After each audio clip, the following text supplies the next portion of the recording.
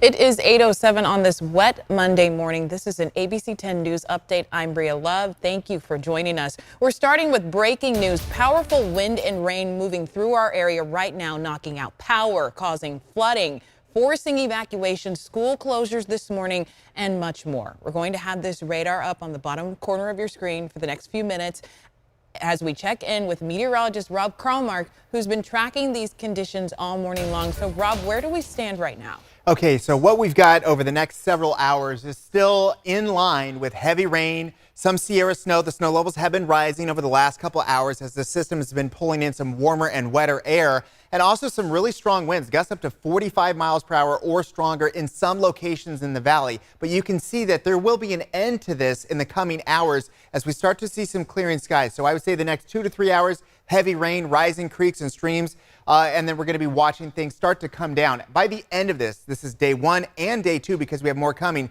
3 to 6 feet of snow. We're looking at 3 to 5 inches of rain and also some strong winds. Now, there will be a gap later on today by this afternoon, but through the rest of this morning till about 2 p.m., we're looking at gusty winds, which could cause more power outages. Temperatures have been in the 50s and they'll remain there the rest of the day. 52 in Auburn, 55 in Sacramento. So the plan for today is this. There will be a rising flood risk over the rest of today and tomorrow. Tree safety is one of the top priorities. We've already seen what happens with 60-mile-per-hour gusts. Just watch for it over the next couple of days and also prepare for more outages, and we've got more rain coming.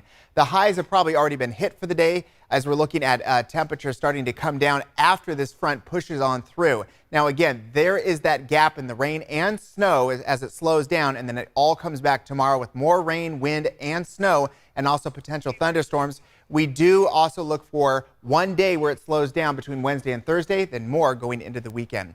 Now, Jordan, you've been tracking things all morning long. Tell us how things are looking right now. The roadways are one of the most dangerous spots to be right now. I'd say there's plenty of roadway flooding. I've seen reports all over the area. I'll get to that in a moment. The causeway is actually one place where we're seeing this flooding. Please slow down. Still seeing lots of cars just zooming through. The roadways are slick. There's ponding on the roadways that you could hit unbeknownst to you. Lots of people spitting out around the area. So just be very careful out there. It is a very dicey situation because of this rain. Bad visibility in some spots too. Around our area, pretty much wherever you're going, you're going to need to leave yourself some extra time this morning. If you don't have to drive, definitely do not drive. On the I-80 Yolo Causeway there, seeing some flooding in that area, causing some really big delays. Westbound 80 and Longview Drive, seeing a crash there, blocking traffic. And then really up and down Business 80 and onto I-80, seeing really big delays in both directions. So just exercise so much caution this morning. Just know what's ahead this morning. It's going to be roadway flooding, spinouts all across the area. Also chain controls in I-80 if you're headed toward the high country as well. Thank you, Jordan. Hydroplaning is a true risk this morning. Stay safe. The Wilton community in South Sacramento County now under an evacuation order with these next few rounds of intense storms. Officials say that people need to leave now. The Cosumnes River should soon exceed flood stage, making evacuation routes impassable. Some in the area are already taking shelter. Officials have ordered those around the Wilton area to leave again over flooding concerns. And there's also an evacuation warning in effect in El Dorado County due to possible flooding. If you are in the area of Highway 50 and Whitehall or Highway 49 and Union Mine Road to the Amador-El Dorado County border, you should prepare to evacuate. This is a warning, but it could become an order. If you need more time to do that, you should consider leaving now. The Sutter County Sheriff's Office says that there's an evacuation warning issued to the residents of the commercial trailer park Lovey's Landing, which is on the riverside of the Sacramento River Levee. This is in northwestern Sutter County. That warning is effective immediately. And this one just into our newsroom. Solano County Sheriff's Office issuing an evacuation warning as well. We're going to show you a map of the area impacted. This is in the Southwood Place area, south of Marshall Road, east of Peabody, and west of Puta Canal. Those are those are who are required. If they need more time to evacuate, of course, you should leave now.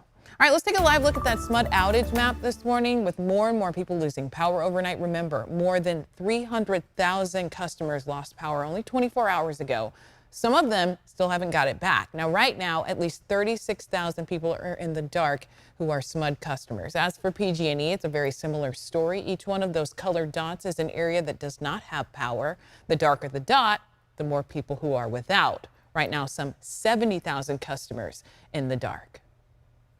So let's go to team coverage now. We're keeping an eye on the storm this morning. ABC 10's Mark S. Allen standing by. But first, let's go to ABC 10's Bridget Biorlo. She's in Midtown. Wind hit that area hard. You couldn't go very far without finding a downed tree. Bridget, that area got especially slammed on Saturday night. So what are things looking like right now? Well, Bria, if you drive through the downtown area, it looks more like a hurricane swept through this area. That's because there's downed power lines everywhere and downed trees like this one. Just take a look at just how big the trunk is. These are the roots, and the wind was so powerful that this tree got uplifted from its root that is very saturated right now, given all the days of rainfall, just not strong enough to hold up a tree at this moment. I really want to show you this sidewalk here. This is pavement, and as you can see, it got uprooted from its foundation because of how strong the winds have been. How strong are we talking? Well, 60-mile-per-hour wind gusts. And if you take a peek out this way, you can see just the extent of the damage. This is the tree itself. It fell on power lines across the road. This is 23rd Street. This tree also falling on cars, and that has been the story throughout the weekend, and more of this damage is expected today and tomorrow as another storm system moves in. We spoke with people who had this happen to them, a tree falling on their car. Take a listen to what they had to say. Did hear a very loud noise last night. The power went out.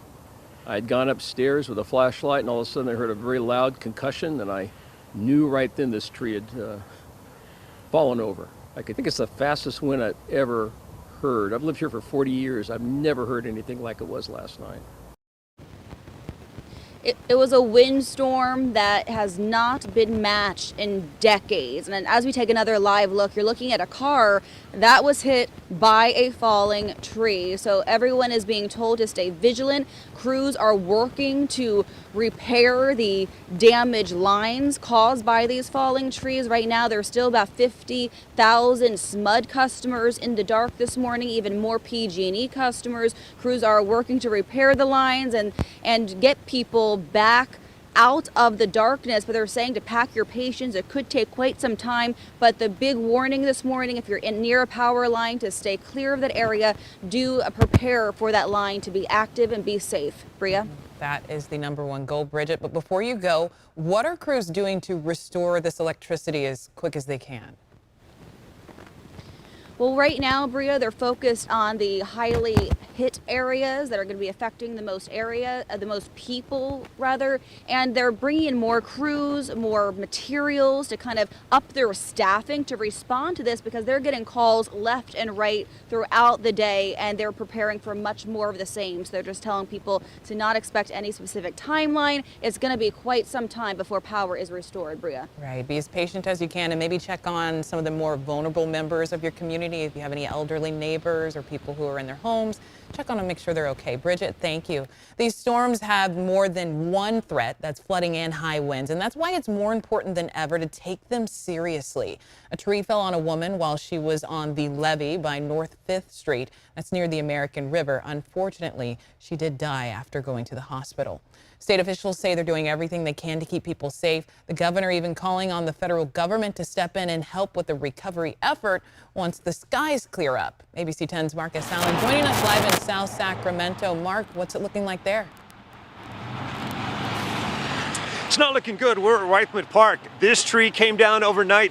In the time Julian, my photographer, and I have been here, we hear crackling, limbs are giving way. More trees expected to fall here, and if you take a look, the park is flooding. However, that might be for good reason, and I'll explain how that makes sense in just a moment. Take this very seriously. Over 12 people, perhaps more, have died in the state of California, 3 regionally in Wilton. State officials and the governor want you to take this storm seriously.